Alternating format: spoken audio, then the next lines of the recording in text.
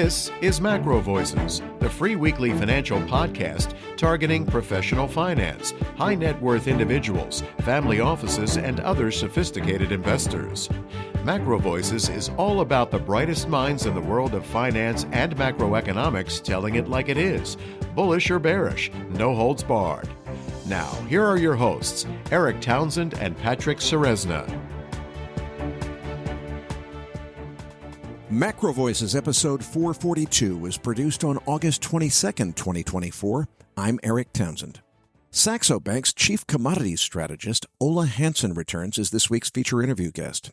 We'll talk commodities from precious metals to uranium, to energy, to agriculture, and get Ole's outlook on whether the deep correction we've seen in the commodity supercycle is over or not. Several of you emailed and tweeted asking me to respond to Peter Thiel's remarks about nuclear energy on Joe Rogan's podcast. I've just posted a new Substack post with that response at erictownsend.substack.com, and it's also linked in your Research Roundup email. I really think we could make a difference in public understanding of nuclear technology and energy policy if I could just get the attention of Joe Rogan's team and do a full Rogan-length podcast on why we're currently focused on all the wrong nuclear technologies and what it would take to craft an intelligent nuclear-centric global energy transition policy. Not to do 3x nuclear, but to do 24x nuclear by 2050, something I contend is entirely possible and which would completely replace all of the energy we now derive from fossil fuels. But that won't happen without your direct and active support. If you want to help, please read the Substack post and do what you can to draw the attention of Joe Rogan's team to it. Podcasters listen to their audience, not to guys trying to promote themselves. Even little podcasts like MacroVoices pretty much ignore people that are promoting their own message and go by what other people say. So if you believe in my vision for solving climate change and energy transition with safe, clean, advanced nuclear technology, not the old school nuclear reactors, please do what you can to help. And I'm Patrick Ceresna with the Macro Scoreboard week over week as of the close of Wednesday, August 21st, 2024. The September S&P 500 futures up 299 basis points, trading at 56.41. The rally has been relentless off the yen carry trade lows. We'll take a closer look at that chart and the key technical levels to watch in the postgame segment. The US dollar index down 140 basis points, trading at 101.13. The breakdown to multi-year lows after the jobs numbers revision. The October WTI crude oil down 516 basis points to 71.93. The breakdown testing long-term supports. We'll take a look at that chart in the postgame, and Eric will have the EIA inventory data. October RBOB gasoline down 465 basis points to 205. December gold up 274 basis points, trading at 25.47. One of the few persistent bull trends that continues. Copper up 371 basis points to 419. Uranium down 190 basis points to 79.85, and the U.S. 10-year Treasury yield down 8 basis points, trading at 3.83 as the yield continues to press lower. The key news to watch this week is Powell's comments from Jackson Hole, and next week we have the preliminary GDP, the core PCE price index, and the much-anticipated NVIDIA earnings. This week's feature interview guest is Saxo Bank's chief commodity strategist, Ole Hansen. Eric and Ole discuss the commodity supercycle, gold, silver, uranium, and more. Eric's interview with Ole Hansen is coming up as MacroVoices continues right here at MacroVoices.com.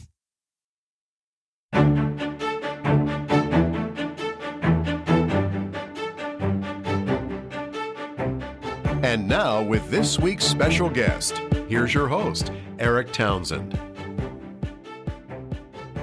Joining me now is Saxo Bank's commodity chief, Ole Hansen. Ole prepared a slide deck to accompany this week's interview. You'll find the download link in your Research Roundup email. If you don't have a Research Roundup email, just go to our homepage, macrovoices.com, click the red button above Ole's picture that says looking for the downloads. Ole, I love this picture of the 747 on the opening page here. Let's dive into the slide deck and talk about the next page, which of course is the table of commodities. A lot of things in the green this year, but give us the rundown. Well, hello, Eric, and thank you very much for inviting me back. We're past the halfway mark, and I think the first observation is that if we look at the commodity sector as a whole, we're back to square one. The Bloomberg Commodity Index, which tracks 24 major commodity futures, is literally unchanged on the year, following a relatively strong rally during the later part of the first quarter and into the second. And then since then, the rally has deflated, and questions are clearly being asked right now whether the rally is done or what's going on in the market. But as we can also see, it's as per usual, some big movements are unfolding. I think those that have really attracted a lot of attention this year are also the ones that we can see on this performance, where we have precious metals out in front from a sector perspective. We continue to see gold making new record highs. Silver is struggling a little bit recently because of the weakness in the industrial metals, but that seems to be turning as well as we speak. And then there's big divergence in the agriculture space between soft commodities like coffee, cocoa, and orange juice, sugar as well, and then grains on the other side, which is really struggling with another bumper crop year across the northern hemisphere, leaving bread prices hopefully relatively subdued into the coming winter. And then in the middle, we got the energy sector, where basically we are, in the big scheme of things, we are now trading unchanged almost in crude oil for the past year and a half, and the range there is getting increasingly narrower. So obviously something is going to happen eventually. Let's move on to page 3 and talk about this idea of a new commodity supercycle that so many people are talking about. What do we mean by a supercycle? Are we having one? It seems like we were off to the races, as you just said, but then the recession fears came, and now all of a sudden everybody's forgotten about it. Been quite a whipsaw here. What do we make of this? Was this the buying opportunity that we just hit, or are we still looking at some turbulence ahead?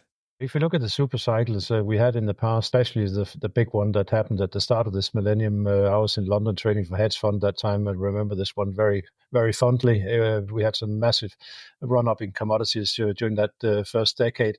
And then we had the stimulus-induced rally following the great financial crisis back in 2008, spanning a couple of years. And then we had the one that really kicked off with the pandemic back in 2020, where governments threw a lot of money into the system, and consumers around the world went on a spending spree, and commodity prices were driven sharply higher, ultimately peaking when we had Russia's attack on Ukraine, which briefly brought some of these commodities to even higher levels. And we have deflated since then. And I think what there's no doubt about right now is that the demand outlook globally is not that healthy, especially when you look at China. I think China has been the big negative surprise once again this year. And while we saw this stimulus boom back in after 2008, and we also saw quite a bit of activity after the pandemic, I think the market is realizing this time that China is not going to throw money after new houses and construction, which is not going to be used. So we're seeing some commodities like iron ore and steel really struggling on that account, even crude oil. And I think some of the question that's being asked is whether we are starting to see the green transformation, especially in a place like China, where half the fleet now, a new fleet, is EVs and hybrid, where that's starting to have a peak impact on Chinese demand. But then other countries will pick up the baton. And so I think going forward, the bull cycle, I think, is still there, but is as much as it's going to be as a lack of supply than a strong demand-driven rally. And we've seen some false starts this year. We've seen some like copper off to the races in the belief that the green transformation would increase demand rapidly. It will, but it also highlights the fact that commodities are spot-traded commodities, products that you have to balance on a daily basis.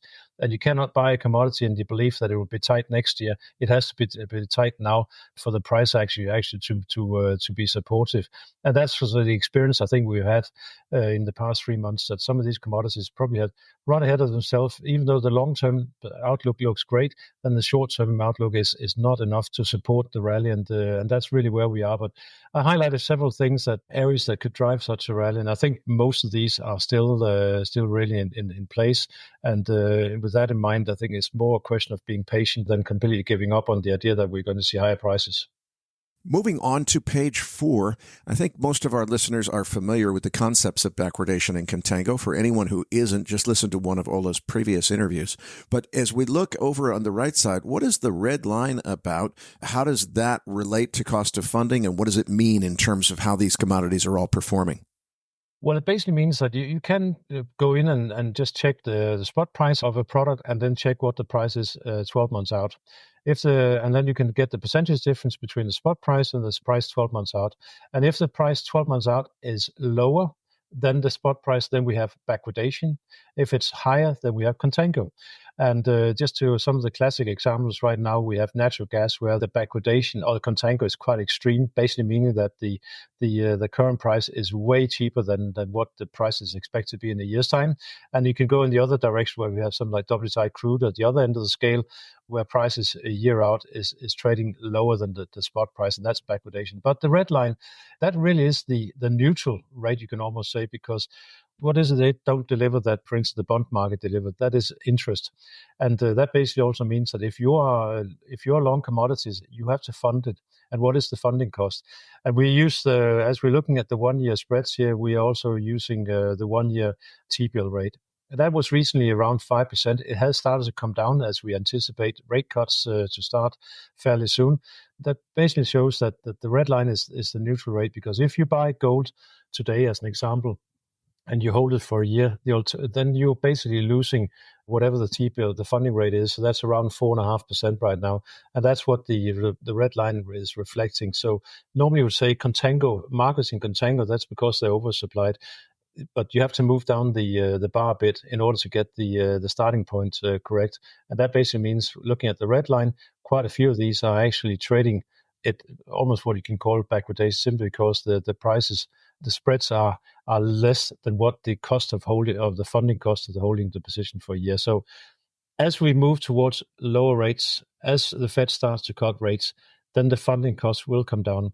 That basically means investing in commodities, in ETFs that invest into commodities. Gold is a classic example there.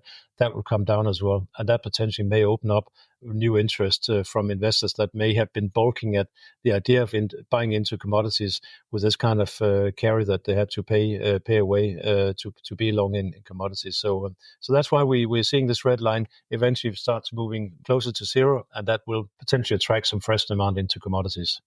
Now, a lot of us, myself included, tend to only hold December contracts for long-term strategic holds. So, for example, in my gold futures position, I don't roll it over every month. I'm not trying to capture that month-to-month aspect of the term structure. I just roll the December contract from 23 to 24. I'm assuming I want to hold off and wait for some rate cuts before I roll my December 24 futures into 25. Any other considerations other than trying to kind of time the bottom of interest rates for when to do that? That's by far the biggest consideration you need to have, Eric. And yes, you are right. As the 1-year rate has come down from 5 to 4.5, or even lower than that right now, that basically also means that the December contract has relatively outperformed the front month. So hold on to that as long as possible, in the anticipation that we'll see 1, 2, or maybe 3 cuts before we get to the roll time in November. And apart from that, the relative tightness in the market, if some of that occurs, but we haven't really seen much of that recently. So really, most of the discrepancy or the price gap between the front month and the December contract is the cost of funding. Moving on to page 5, let's go a little bit deeper on this gold bull market. I'm definitely bullish gold, but boy, it really does look like we're right at the top of the channel. That matches what I have on my chart as well. Should we be concerned here that it's time to take some profits, or are we maybe looking at a breakout above that channel? Well, what we're telling our clients is at these kind of levels, because we just reached our revised target for the year, 2,500 on Friday. We had that at 2,300 at the start of the year.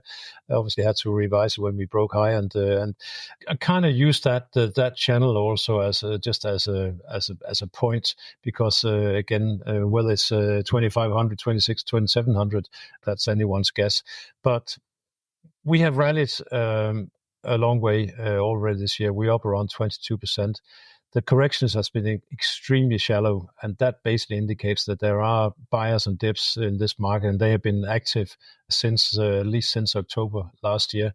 And knowing what we from the data we can collect as we move along, we can see that there is some major players in this market that is not that easy to see just from data, because we can see ETF flows, we can see net positions in the futures market, but we saw recently the World Gold Council just highlighting some like family offices and high net worth individuals in the OTC market. There were really substantial buyers during the second quarter, and that basically means that there are buyers in this market. And what we can see as well is that they are not interest rate sensitive, because interest rates has been going up since 2022.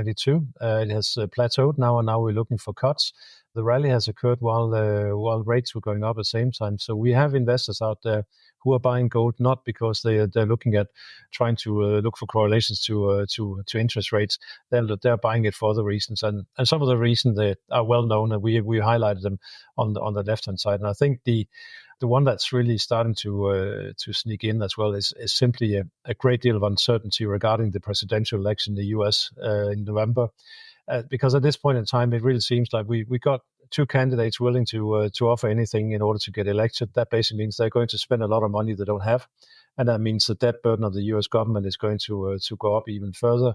I'm not saying we're seeing a default by all means, but just the risk of something breaking, I think, is also one of the reasons why we're seeing family offices and high net worth individuals moving into gold.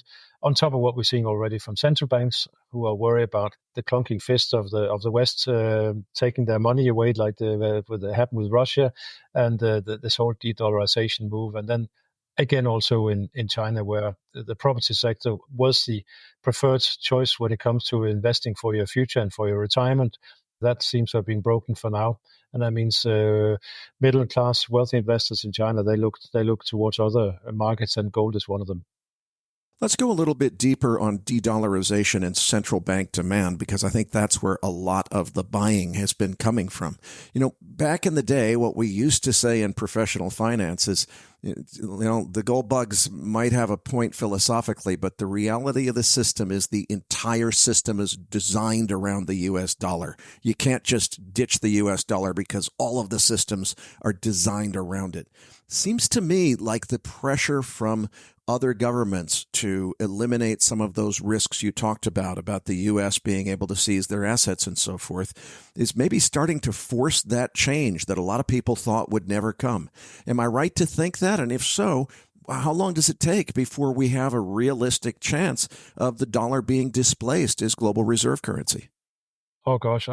I really, something seriously needs to happen for that to happen. But I think it's mostly for now, and countries expressing the need to diversify and reduce their direct exposure in the dollar and dollar assets like government bonds and so on.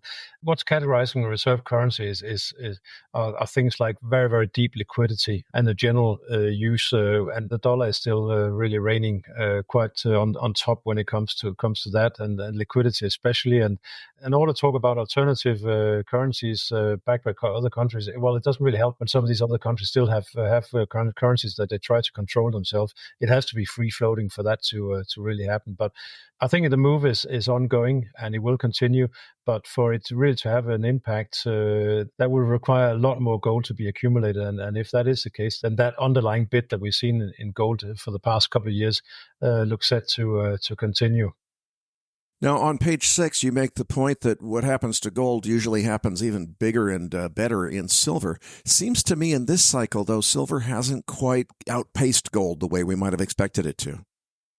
It did initially when we raised higher to 32.5, and I think part of that was simply the fact that we were making new record highs in gold on a regular basis, and the investors just took a look at the chart and say, well, hey, silver we hit $50 a decade plus ago and still well below its peak, so perhaps it's got some more upside. So that helped drive silver. But at the same time, also we have to remember 2 or 3 months ago we had a significant rally in copper, and both silver and copper they have a green transformation story attached to them, and at the same time they're they also tend to a certain extent to be dependent on each other. Silver especially on copper, simply because copper represents the industrial metal space to which silver derives half of its overall demand. The correction we've had now recently has been quite deep, but just before that happened, silver was actually performing quite a bit better than gold on the year. So it's got some catching up to do, and for that to happen, it needs not only gold obviously to stick around these levels, but it also needs copper to find its footing after that quite significant correction it went through. And at the same time, also perhaps still some additional dollar weakness to spur along the move. And I think the prospect for all three to occur in the coming months, I think they are there. And with that in mind, silver potentially still has the percentage still prosper relatively better than gold this year. Now, the other common wisdom that used to exist in precious metals markets was if you didn't want to get stuck having to pay that funding cost that we talked about, the full carry contango in the gold futures market, the smart trade was you'd buy the gold mining shares because they actually gave you leverage to the price of gold. Except that it seems like that just broke down completely and doesn't work anymore. Is that just inflation making it harder to stay profitable in the mining business, or what's going on? It is a combination of several things, but actually, if we look at some of the mining companies' performances, it's mostly the industrial miners that has been struggling. Gold miners have actually been picking up the pace reasonably well recently. If you look at something like Newmont and Barrick Gold, they are not Barrick because they have some mergers they're trying to get through, but Newmont is up around 23% year to date, so actually outperforming gold. But some of the others has been struggling to a certain extent, and part of that story, yes, is absolutely the question of cost of production, which has been going up as well. We've all been exposed to inflation now for the past few years, and that's also hit the sector. So the profitability has been struggling a little bit, and then there's this whole problem with new investments and new finds. It just takes more than a decade really for them to make money on new assets they find. So the volatility is in the miners, but generally, yes, it is a question of cost that has left them by the wayside. But again, if gold continues to move higher here, and as it has been doing now for the past couple of months, then the profitability of the production will ensure that they will generate some good revenues, which should benefit the price. I'm sure a lot of our listeners are in the same boat that I'm in, which is for the last several years, I've had long positions in both gold and gold miners, and I see the underperformance of the miners, and I scratch my head and I think, well, look, I'm convinced that gold is headed all the way up to 2,500, and when it gets there, surely the miners will have recovered. That's when I'm going to go ahead and cash out of my mining shares. But it hasn't happened yet. Should I just give up and cash out of the mining shares and increase my allocation on the gold longs, or is it worth holding out a little longer? I think it's worth holding out, especially if the belief in higher gold price now that the funding cost starts to come down. Because remember, if funding cost starts to come down, then the cost of production starts to come down as well. So it's kind of a double whammy that these companies are going to get. Not only are they potentially seeing higher prices because investors get involved with gold as the cost of carry comes down, but the mining companies, they see their potential cost of production go down as well because of the lower funding costs. So I think that these two could be quite a decent force that could start to see these companies perform again. Let's move on to base metals on page 7. Copper is, of course, the favorite child of the green energy movement and energy transition, because in order to electrify the economy, we need so much copper, and there's really no good replacement for it. Aluminum can be used instead of copper, but it costs more. So what do we see, and are we at a buying point here? It looks like we just had a really significant correction and touched that trend line, and we're bouncing off of it. I think we are at a buying point. And I think we've seen a lot of speculative froth come into the market. Remember back in March, April, when we had the massive run-up in AI stocks, investors were looking for alternatives, perhaps were worrying that the rally had run away from them. And then suddenly copper became, well, hang on, the focus that, all this AI needs data centers. Well, data centers need electricity. They need copper. So the AI story is going to be a copper story as well. And that was probably part of the final leg we saw higher in copper. Then also simply the strong momentum from fund buying, because funds, they watch the price. Speculative traders like hedge funds, they will watch the price and price action, and if there's momentum, they'll continue to buy into strength until the market capitulates or until it reverses. Basically, we were left with a market where the fundamentals, the short-term fundamentals, did not underpin or support the prices that we were seeing, and the consequence of that was quite a significant retracement back down to this $4 level in high grade on the we see on the chart there. I think the market has flushed out the longs. If you look at the COMEX copper future, the net long has collapsed by 90%.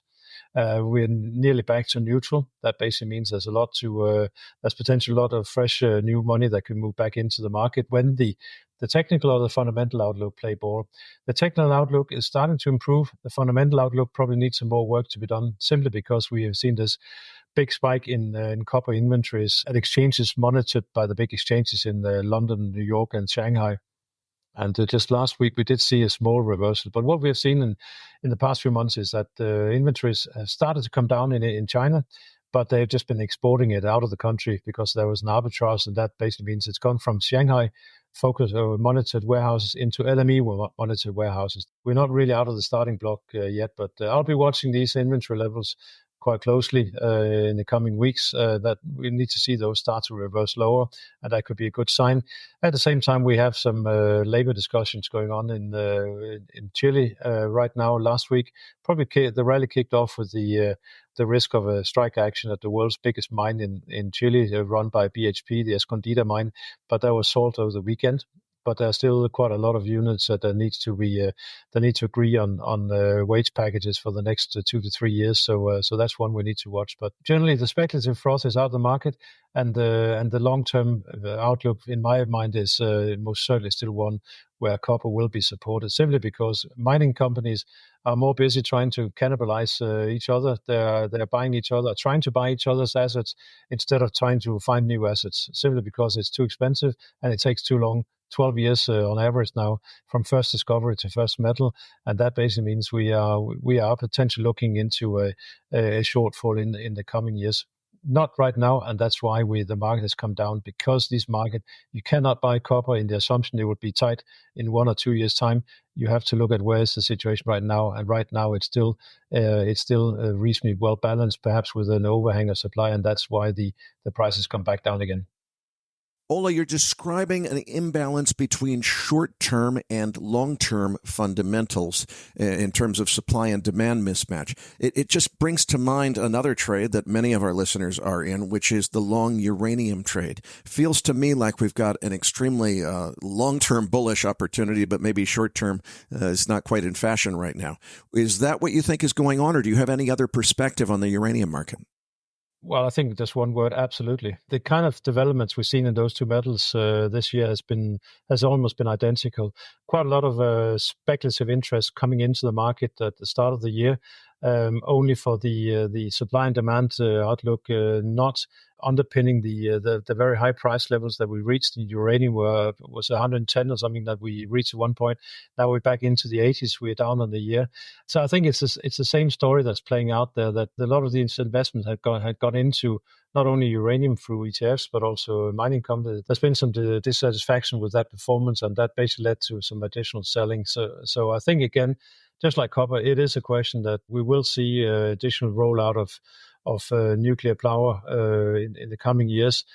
Supply is likely to become reasonably tight, and that, I think, is going to be underpinning prices as we move into the future. But again, it happened too soon. In the spot market, the daily balance has to be is what really dictates the spot price, and we've had an ample supply at this point in time, and that's been sending prices down.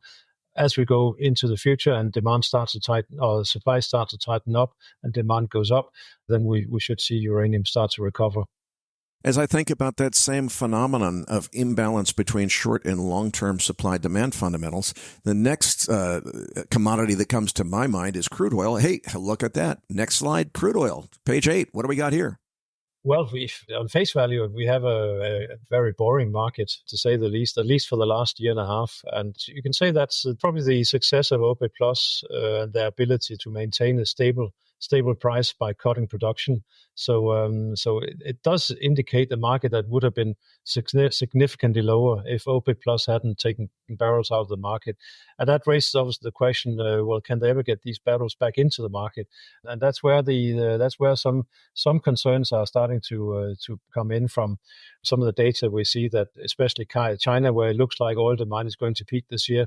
We have fuel refinery activity falling on a year-on-year basis, simply because the rollout of EVs and hybrids in China is really quite aggressive right now, and they're also trying to flock their cars to the rest of the world, and that is starting to have a slow impact. So we're trading near 80 in Brent. Sorry for the American listeners, but I just tend to use Brent simply because of the global benchmark. So even though the liquidity and trading in WTI is probably way bigger than what we see in Brent, but Brent is currently trading around 90, and I'm sure that this is not the level OPEC were looking for. They were looking at 90 plus, and at this point in time, it's difficult to see how we can get back to that level, especially with all the spare capacity that has been building up as OPEC cut production. Then obviously spare capacity rose, and it's going to be interesting to see whether it will actually start increased production this October as they planning to. I believe they won't. I don't think the market is. I think the market is too fragile at this point in time for that to take. But at the same time, we're also seeing speculative interest through the futures market has really collapsed. We saw we're coming to that later in the cut report, but we saw Brent net long fall to a record low, basically since they started recording cut data on Brent back in 2011. So positioning is extremely light. So that does obviously support an upside surprise if something should change on the fundamental outlook. What I'm also watching is this massive gap between what OPEC believes demand is going to be this year, and again, if they base their production hike on an assumption that demand will grow by more than 2 million barrels, as they've been steadfastly holding on to for many months now, then they're probably right. But if the IEA is closer to the truth, with less than 1 million barrels, then there's no room. So we're probably going to end up somewhere in between. But it's just astonishing to see that even with 8 months of the year gone, and we are now trading October contracts, that we still have such a discrepancy in the outlook for this year. And so yeah, it just makes you wonder. Let's bring term structure into this conversation, because it seems to me, if I look at the charts, they frankly look pretty darn bearish to me, and I think you can make the argument for economic slowdown and so forth. But boy, when I look at the term structure of WTI, and that's, I have to apologize, you're on the Brent chart, I'm on the WTI chart.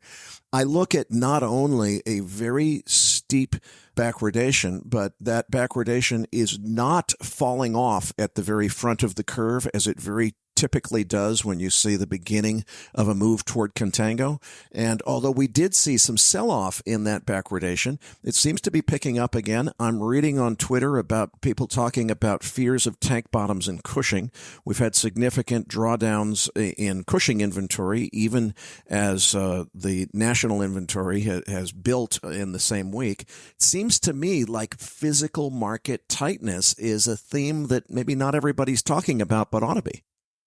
True, and there's no doubt, looking at the numbers, that WTI has got a bigger prompt tightness than the one we're seeing currently in Brent, and part of that has to do with Cushing. Well, again, Brent is the global benchmark, and where the market has been focusing somewhat on the weakness in Chinese demand. But again, I think that the fact that it's not high in Brent does also indicate that the market is having a very lukewarm approach to the Middle East and the potential risk to supplies.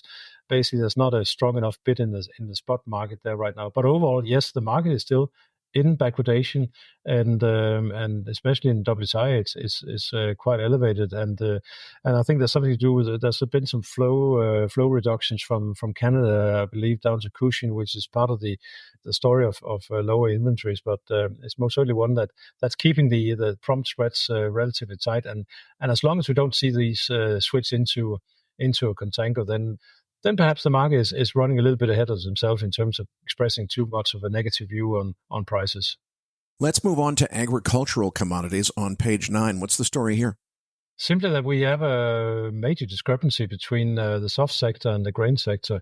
We've all been watching this steep rally in cocoa prices. We also know that coffee prices, especially the one Robusta produced in Vietnam, is hitting record highs. Arabica from Brazil, which is traded in New York, is also up quite substantial. And then we got orange juice also trading up by quite a big percentage. And apart from the orange juice is South America, but also obviously Florida. But you can almost, maybe a little bit too generalistic, say that we have a discrepancy in the weather between the north and the southern hemisphere. The southern hemisphere is really struggling the most with very, very high temperatures that we're continuing to see making new record highs, and that these have really been challenging the crops of some of these soft commodities. We know the story with cocoa in West Africa. We also know the story about coffee in Vietnam. But generally, the very extreme heat that we've seen has been underpinning prices of soft commodities. If you turn to the grain market, which is mostly, apart from Brazil and Argentina, it's really a North American and European story. And once again, just like last year, the weather has been relatively benign and quite crop friendly, and that basically means we're left with an overhang of supply from last year, which very soon is going to be built up even further as this year's harvest is going to hit the silos, and that basically means we got ample supplies, and that's adding downward pressure to prices almost for a second year running. So the grain sector is really not only the most sold markets and the biggest shorted market by hedge funds, but it has been a very profitable trade now for quite a long time, and it just highlights how weather is a major influence on food commodities, because we know how many people we are in the world, we know how many animals there are, how much feed we need, and also to a certain extent how much needs to be used towards biofuel production, and that basically leaves the supply side as the one that adds the volatility to the market, and we've seen a lot of that volatility now in the past year and a half. I'm going to ask you to weigh in on a speculative trade that I've been entertaining in the grain market, which is I just look at this escalation in the Russia-Ukraine conflict, and now Zelensky is talking about seizing the land in Kursk and kind of turning the tables on Russia and saying, we're going to keep some of your territory instead of you keeping some of ours. Look, I have no idea who's going to win or lose in that fight, but it seems like things are heating up, and I know that Russia and Ukraine combined make up a massive percentage of the wheat market globally. Does it make sense to consider a speculative trade there? Is it a bull call spread? Is it another trade? What do you think about that view? I think the level of production that if we've gone through a troubled growing season elsewhere and we were heading into the winter with tight supplies, then yes, then it would most certainly have a much bigger impact than what we're seeing right now.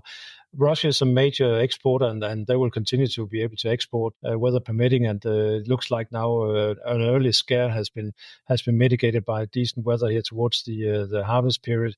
So Russia has lots of supplies that they can export, and if they were struggling to export, then buyers would just have to go somewhere else. They have to go to Chicago and pick up the wheat. So I think we tried it on a couple of occasions because there's been plenty of bad news being presented to us in the last 2 years with the war in Ukraine, and the one was the biggest one was the initial invasion where the market really worried that we were going to see exports drop completely.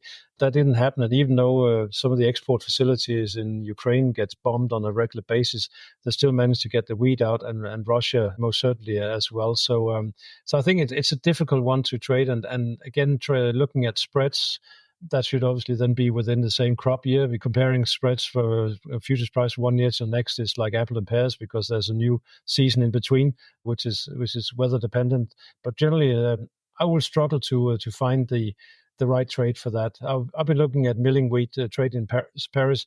France is heading for their worst wheat crop I think since the 80s, and the wheat contract in Paris has hardly moved to the upside simply because there's ample supplies coming in from elsewhere, and that just highlights how difficult it is to speculate in the squeeze when there are multiple sources of supply as there is right now. The best source of analytical data in the entire commodities market is probably the government's Commitment of Traders report, which indicates where big traders are positioned. Problem with the government data is it's not well visualized. It's very cryptic and difficult to decode. You do a fantastic job of reorganizing that official government data, putting charts to it, getting all kinds of visual cues to indicate trends and so forth. And you give that away for free. How come you give it away for free? Where can people find it? And walk us through what slide 10 is telling us about the Commitment of Traders report. Well, thank you for that, Eric. I've been following this report since I was a trader myself back in the days in London, and really found it useful simply to get an idea about how the big boys were positioned and whether they were getting too overextended in either to the upside or the downside. So just like everyone else, I picked the data from CFTC when they publish them on the Friday. I normally send out a couple of tweets during the weekend, just highlighting the main movements in the commodity space, but also the forex space. Where actually, as a buy note, we've seen a phenomenal amount of buying of the yen. This momentum crash, or deleveraging crash we had at the start of August has just seen a phenomenal amount of yen buying. We're now seeing the first long there since 2021. The gross long is the biggest, highest since 2016, and these are historic moves that we see. But that's another side. I published it, as I said, on Twitter, but then we obviously Saxo Bank has a website and a trading platform, and that's where we tend to publish the articles that come with it. But I put them out on Twitter as well for everyone to see. So, and as I said on the slide, there's a lot of numbers, but what's really important is just to see take a look at the change and the net, and how the net has been developing in the previous weeks, and if there's been some major changes, if something is starting to get too elevated. And last week was a classic example, simply because we had that momentum crash, and even though it was a question of yen and AI and other very proper stocks taking a hit in the initially, then the whole deleveraging where volatility spiked also hit commodities, because commodities is not an isolated part of the investment world. If volatility goes up one place and you are a fund manager investing across markets, you are forced to reduce your overall exposure. That takes some of your exposure in commodities down as well. And just last week, as I mentioned, the Brent long, which is now as of last Tuesday, was just around 70,000 lots. That saw a 174% increase in that week. So basically, we came from a record low, and that leaves this market extremely exposed to a recovery. If there's anything that sniffs of a recovery in either the fundamental or the technical outlook, and that's what we saw in that week where the Brent price returned to at one point trading above 80, and it just also highlights the very big short we're seeing in the grain market right now. But for now, it's being fundamentally justified, and the technical outlook has to improve quite significantly for that to be reduced. But when and if that happens, then there will be a massive short-covering rally in the grain market. But it's difficult to see what really should trigger that right now. And just finally, by far the biggest position right now is I think it's more than probably 70-80% almost of the total nominal exposure is in gold. And that tells two things. Obviously, that there is a strong momentum in gold. Also, that the corrections that we've seen since the breakout in February, March, when we broke above 2,200, that have been so shallow that hedge funds had not been forced to adjust their positions. And that's normally what creates a lot of volatility, because in the first few days after entering into a position, they are they're very trigger happy, because if it doesn't go in the right direction, they will reduce some of their exposure straight away, because they don't want to be caught out by too much. But we haven't really seen that in gold. And at this point in time, gold needs to correct by at least, I would say, $150, perhaps even $200 for this really to start to hurt and to trigger some long liquidation. And that's why the gold rally has been so relatively low in terms of volatility, because there hasn't been any major need to adjust positions, because simply the move has been so one-sided.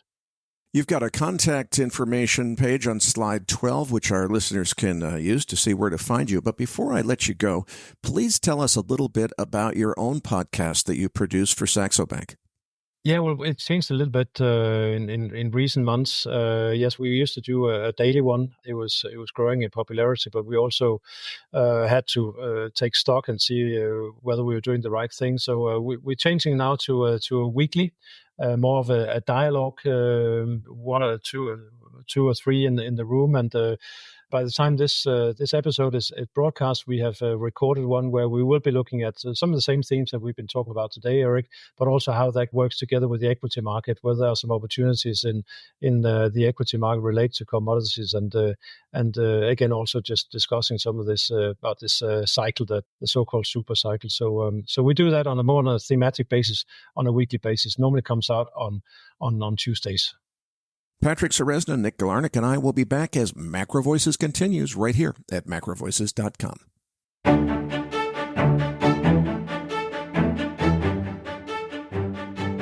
Now, back to your hosts, Eric Townsend and Patrick Ceresna. It's great having Ole back on the show. Now joining us again in the post-game is Nick Galarnik. Now let's get to that chart deck. Listeners, you're going to find a download link for the post-game chart deck in your Research Roundup email. If you don't have a Research Roundup email, it means you have not yet registered at macrovoices.com. Just go to our homepage, macrovoices.com, and click on the red button over Ole's picture saying looking for the downloads. Now, Eric, let's start with crude oil and EIA inventory. EIA printed drawdowns across the board, and they were big ones.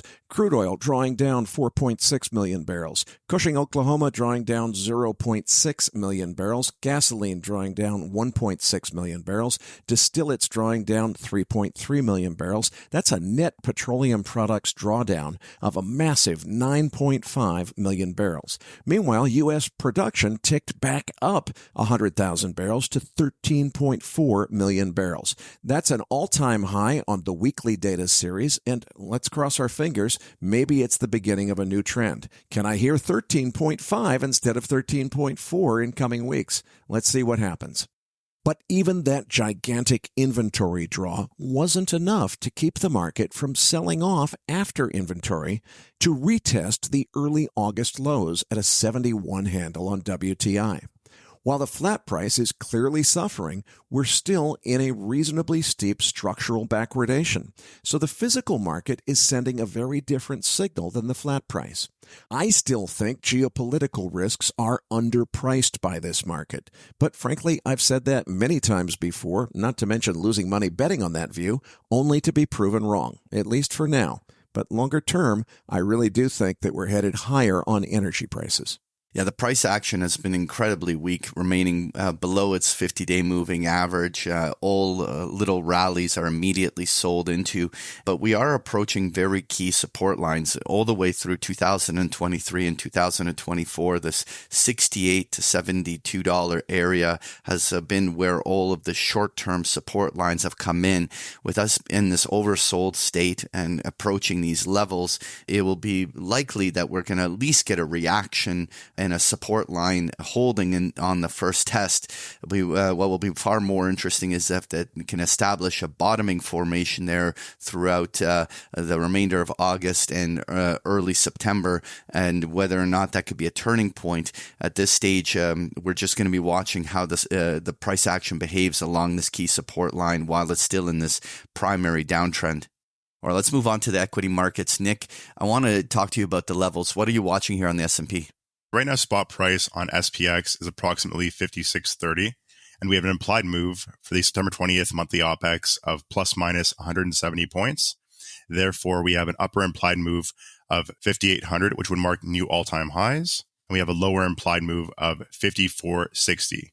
Right now, we have key resistance at 56.70 all-time highs and key support at 5,500. I'm inclined to think we see some more chop, perhaps a smaller move to the upside into the middle of September, but I'm not overly bullish right here. I think we're going to see more of a kangaroo market into the election cycle. Yeah, the S&P 500 had this slingshot rally from a very oversold state, now approaching its previous highs. There's very little asymmetry in pressing a new long, especially when we have trigger points such as NVIDIA's earnings coming up and Jackson Hole tomorrow. We're going to see whether or not that spurs maybe a little bit of a distribution cycle. The one thing I would say is that the market has really neutralized the sell cycle. There really is, it would take a lot of technical damage in order for us to turn the trend back down. And so it's very likely, even if there was a 150 S&P point pullback, that it's very easily going to find support at that 5,500 level you just referenced, and we stay stuck in a trade range until some of the bigger news events in September. Well, let's move on here on page 4. I have the QQQs. What levels are you watching here on the Nasdaq? Right now, spot price on Qs is approximately 484, and we have an implied move for the September 20th monthly OPEX of plus minus 20 points. Therefore, the upper implied move is at all-time highs of 504, and the lower implied move is at 464. Right now, we have key resistance at all-time highs at 504 and key support at 465. Right now, as I said before on SPX, I'm not overly bullish on the tech. I think that there are some names that make sense to go long. For example, PayPal and Google, I'm long on right now, as well as Palantir and Shopify. However, I'm trimming my positions on the latter two. But I do think we see more of a chop market into that election cycle. On page 5, I have the volatility index, and obviously we talked last week about that huge spike and pullback. But what's interesting is that we're now finding a little bit of a higher elevated level on the VIX, which is consolidating here at the 15-16 level. What are you watching here on the VIX? So with the VIX at a 16 handle approximately, we can expect to see top to bottom intraday moves of about 1% on SPX, and insurance getting a bit cheaper into the election. However, it's still elevated from where it was a few weeks ago. I think that Powell's commentary tomorrow for Jackson Hole will be very key in determining where we go next, as well as if we spike on the VIX or not, which would correlate with the downside move in broad markets. But overall, I think we're going to see business as usual, where we see more chop and range between the 14 level on the VIX and about 20. If we do spike above 20, it's likely we see a spike higher to 25 to 30 perhaps in a very, very fast window, kind of like we saw a few weeks ago. Moving on to page 6, we have that US dollar index. What are your thoughts here? Wednesday's close below 102 on the September Dixie contract seems to confirm Louis Gave's view that we've entered a new bear market in the dollar. But there are so many variables in play that anything's possible, and another big geopolitical escalation could easily trigger a flight to safety rally for the dollar. Yeah, I find it very interesting where the dollar is right now. As we approach the 2023 and 2024 lows on the dollar index, we have a very oversold dollar. The euro's at its a key overhead resistance. The pound's at its previous highs. The U.S. dollar yen just did a fib retrace retest along its lows. There's a lot of reasons why the dollar may react off of this support line and offer even 1 or 2 points on the upside. The bigger question to what you're suggesting there as well is that when will we have a more meaningful turn in this trend, and will we have one of these flight to safety events occur, especially going into the September-October period? Right now, all we have is a very oversold market that's in a primary downtrend, trading right into major support. So let's see whether or not we get a bounce here. Now on page 7, we have that gold futures chart, which is making new all-time highs. What are you guys thinking here? Well, the bull market rages on, but by any reasonable measure of technical analysis, there's a very strong argument to be made that we may have just hit a swing high at 25.70 on Tuesday. Now, that was a perfect test of trendline resistance. The slow stochastics are well into overbought territory, and a lot of analysts' longer-term targets have already been met. I happened to be sitting in front of my screen watching live when we briefly traded over 25.70 on Tuesday, and I was sorely tempted to take some profits in expectation of at least a normal swing correction back down to, 24.75, 24.85, in there somewhere, where I thought I could buy back a larger position than what I took off the table. But frankly, last time I tried to get fancy and trade in and out of my gold position, I shot myself in the foot. And a big geopolitical escalation in the Gaza or Ukraine conflicts could easily take this market much higher, regardless of the fact that we're already in overbought territory. So I'm standing pat.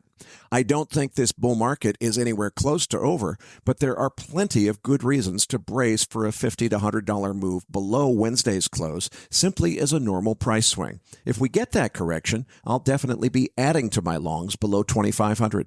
Yeah, Eric, all of the highs from April and May occurred around that 2450 area, and that's also where that 50-day moving average is. After this little impulse higher, there's obvious room for gold to have these kind of $50 pullbacks like you were suggesting, but anything that falls back towards there, you have to assume is going to be a buy on dip opportunity. We're going to be watching as well whether or not this trend can continue towards the different measured targets, which are all lying in that 26 and 2700 level on the upside. The key takeaway, though, is that gold has been one of the few things that has remained in a decisive bull trend. Higher highs, higher lows, well accumulated, well defended, never really pulled back deeply when many other commodities were going through substantial corrections. And that generally is a sign of good accumulation. And I think that you have to respect that this prevailing trend can stay dominant in the months to come. Now, moving on to page 8, we have that uranium chart. Eric, what are your thoughts here? Well, the market is holding its bounce off the August 5 lows, but frankly, the recovery is anything but robust. I stand by my conviction that the fundamentals couldn't be better. Also, from a seasonality perspective, we've got the World Nuclear Association conference coming up September 4th through 6th, and that also has historically been a bullish catalyst. But there's also plenty of room to make the argument that the charts are still looking pretty weak from a technical perspective. I also see a couple of downside risks that I don't even know how to gauge because there's simply no precedent. One is the possibility of a tactical nuclear weapon being detonated in an escalation of either the Ukraine or Gaza conflicts, and the other one is the possibility of either the Kursk or Zaporozhye nuclear power plants. There's one in Russia and one in Ukraine. Either one of those being bombed or otherwise compromised by military action in a way that results in some kind of leak of radioactive contamination. Now, would either of those events cause the public to freak out and decide nuclear energy is bad just because a nuclear power plant was damaged in a military action or because a nuclear weapon was detonated that had nothing to do with nuclear power? Well, there's clearly no sane, logical reason for anyone to reach those conclusions. But frankly, there was no sane or logical reason for the anti-nuclear sentiment that occurred in the wake of the Fukushima incident. And that cost us a full decade of very strong anti-nuclear sentiment. So who knows what's possible if one of those risk events were to eventuate? On the bullish front, China announced about a dozen more reactors this past week and continues to lead the world in the nuclear renaissance. We in the West need to catch up. And again, there's more about that in my Substack post, which is linked in your research roundup, or you can find it at erictownsend.substack.com. Yeah, the distribution cycle is relentless here, just continuously lower highs, lower lows, staying in a primary downtrend. At some point, this will trigger a new buy signal, but technically there is no sign of it right now. We're watching closely. I want to touch on a number of other commodity charts that Ole was referencing. On page 9, I have this copper chart, and what we have was a very oversold market that has now bounced, but the primary trend is still down. And while we probably are much closer to the bottom than we were to the top that occurred back in May, I still think there's going to be a prolonged bottoming formation. I would not be shocked here if we retested $4 or lower numerous times, establishing a base that might take the entire month of September to really form. At some point, there will be a base that we can look for a new bull opportunity to form, but probably at this stage, we may be waiting all the way into the fourth quarter for a new buy signal. I wanted to end with, on page 10 and 11, I have the chart of wheat and soybean, and just as an example of just how persistent the downtrend has been in this ag space. At some stage, these oversold conditions are going to be given a new catalyst for a reversal. But right now, this is a good example of what's happening in the entire broad commodity basket. It's just been relentless selling.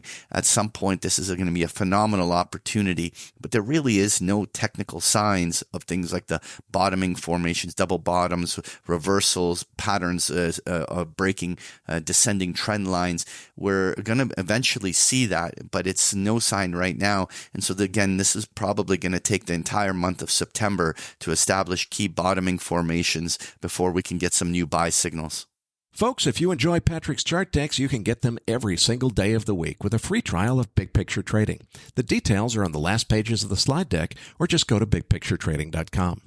Patrick, tell them what they can expect to find in this week's Research Roundup. Well, in this week's Research Roundup, you're going to find the transcript for today's interview, as well as the chart book we just discussed here in the postgame, including a link to a number of articles that we found interesting. So you're going to find this and so much more in this week's Research Roundup.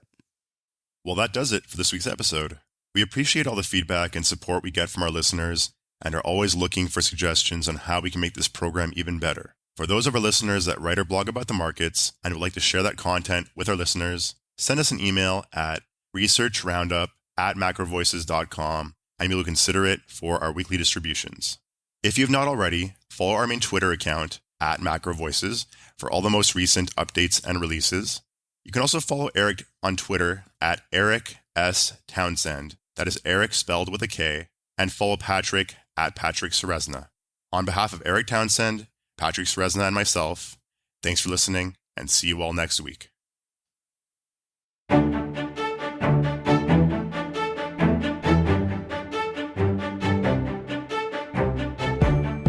That concludes this edition of MacroVoices. Be sure to tune in each week to hear feature interviews with the brightest minds in finance and macroeconomics. MacroVoices is made possible by sponsorship from BigPictureTrading.com, the Internet's premier source of online education for traders. Please visit BigPictureTrading.com for more information. Please register your free account at MacroVoices.com. Once registered, you'll receive our free weekly Research Roundup email containing links to supporting documents from our featured guests and the very best free financial content our volunteer research team could find on the internet each week. You'll also gain access to our free listener discussion forums and research library. And the more registered users we have, the more we'll be able to recruit high-profile feature interview guests for future programs. So please register your free account today at macrovoices.com if you haven't already. You can subscribe to MacroVoices on iTunes to have MacroVoices automatically delivered to your mobile device each week free of charge. You can email questions for the program to mailbag@macrovoices.com, and we'll answer your questions on the air from time to time in our mailbag segment. MacroVoices is presented for informational and entertainment purposes only. The information presented on MacroVoices should not be construed as investment advice. Always consult a licensed investment professional before making investment decisions. The views and opinions expressed on MacroVoices are those of the participants and do not necessarily reflect those of the show's hosts or sponsors. MacroVoices, its producers, sponsors, and hosts Eric Townsend and Patrick Ceresna shall not be liable for losses resulting from investment decisions based on information or viewpoints presented on MacroVoices. MacroVoices is made possible by sponsorship from BigPictureTrading.com and by funding from Fourth Turning Capital Management, LLC. For more information, visit macrovoices.com.